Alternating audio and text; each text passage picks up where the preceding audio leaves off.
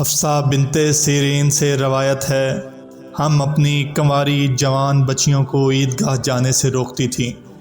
پھر ایک عورت آئی اور بنی خلف کے محل میں اتری اور انہوں نے اپنی بہن ام عطیہ کے حوالے سے بیان کیا، جن کے شوہر نبی کریم صلی اللہ علیہ وآلہ وسلم کے ساتھ 12 لڑائیوں میں شریک ہوئے تھے، اور خود ان کی اپنی بہن اپنے شوہر کے ساتھ 6 جنگوں پہ گئی تھیں۔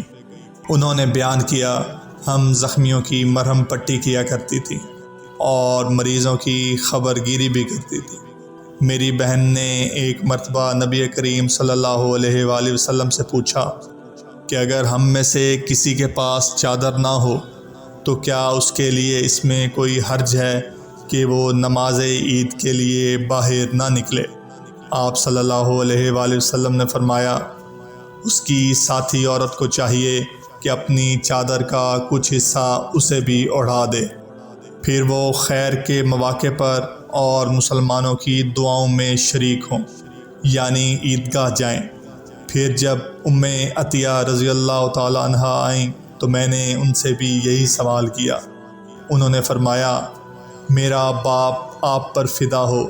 ہاں، آپ صلی اللہ علیہ وآلہ وسلم نے یہی فرمایا تھا۔ اور ام عطیہ جب بھی نبی کریم صلی اللہ علیہ وآلہ وسلم کا ذکر کرتی تو یہ ضرور فرماتی کہ میرا باپ آپ صلی اللہ علیہ وآلہ وسلم پر فدا ہو۔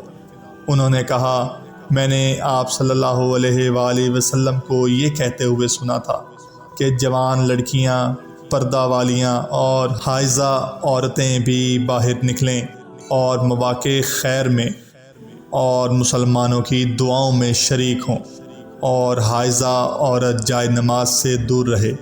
حفصہ کہتی ہیں، میں نے پوچھا، کیا حائضہ بھی؟ تو انہوں نے فرمایا کہ وہ عرفات میں اور فلاں جگہ نہیں جاتی کیا؟ یعنی جب وہ ان مقدس مقامات میں جاتی ہیں تو پھر عیدگاہ کیوں نہ جائیں؟